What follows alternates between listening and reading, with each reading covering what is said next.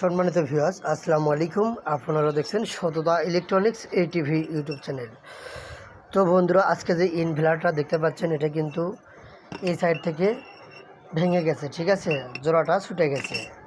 তো আমরা আরেকটি নতুন ইনভার্টার সেট আপ করতেছি।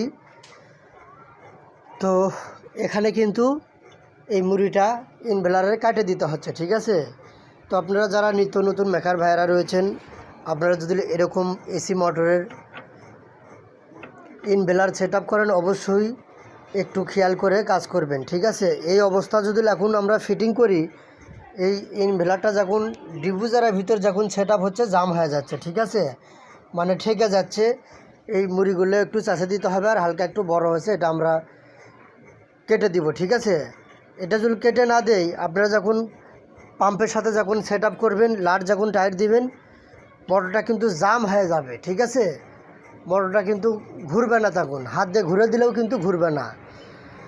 তো আপনারা যদি খেয়াল করে না কাজ করেন, মোটরটা কিন্তু আবার পুড়ে যেতে পারে, ঠিক আছে।